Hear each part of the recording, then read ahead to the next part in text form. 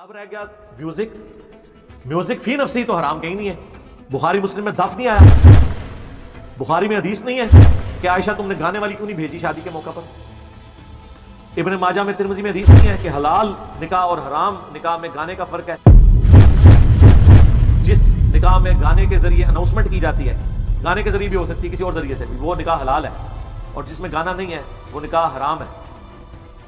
इसका मतलब है गाने से भी कोई चिढ़ नहीं, दफ से भी कोई चिढ़ नहीं। बाकी रह गया ये डिस्को किस्म का जो आप म्यूजिक जो आप कह रहे हैं, जिसमें अशार भी शिरकिया और समझ नहीं आई कि वो क्या कर रहे हैं, इसको कौन कहता है कि मतलब ये ठीक है आप करें।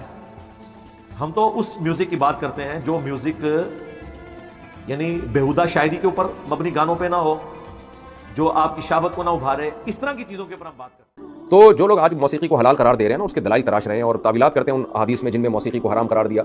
जैसे हदीस में आता है तिरमिज़ी में, क़ुर्ब क़यामत में कुछ लोग गाने बजाने वाली औरतें लाएंगे और जो है वो नाच गानों की महफिल होगी, मौसीकी उनके सरों पे बजाई जाएगी और अल्लाह उन सबको ज़मीन में धंसा देगा। तो तावील करते हैं कि जी उससे तो वो मौसीकी मुराद है जो लड़कियों के साथ और यूं छलकूद चाहिए वगैरह वगैरह जो भी दलाइल दिए जाते हैं। तो सवाल पैदा होता है, भाई अगर ये आप जिस मौसीकी को जायज़ समझ रहे हैं, अगर ये जायज़ होता है तो कोई एक सहाबी से कोई एक ज़ईफ़ रिवायत में तो सबूत मिलता ना हमें कि उन्होंने बांसुरी बजाई है या किसी का बैठ के गाना सुना है उन लोगों ने। और अगर कोई रिवायत हमें मिलती है गिना के बारे में, तो वो गिना से मुराद तरन्नुम के साथ किसी चीज़ को पढ़ना, ये रिवायतें हमें मिलती हैं। जैसे नबी सल्लल्लाहु अलैहि वसल्लम जब मदीना तैयबा तशरीफ ले गए तो लड़कियों ने वहाँ पर नबी के इस्तकबाल में, छोटी बच्चियों ने तरन्नुम के साथ अशार पढ़े, तला अल बद्रु अलैना, जो मशहूर अशार है। तो इस तरह गिना का लफ्ज़ तरन्नुम के साथ शायरी के माना में इस्तेमाल होता है। जैसे हदीस में आता है मल्लम यतगन्ना बिल कुरान लैसा मिन्ना, जो कुरान में तगन्नी गिना नहीं करता, गिना से मुराद खूबसूरत आवाज़ में कुरान नहीं पढ़ता, वो हमें से नहीं है। तो अब ये तो नहीं कि आप कुरान माज़अल्लाह गाने के तर्ज पे पढ़ना शुरू कर दें।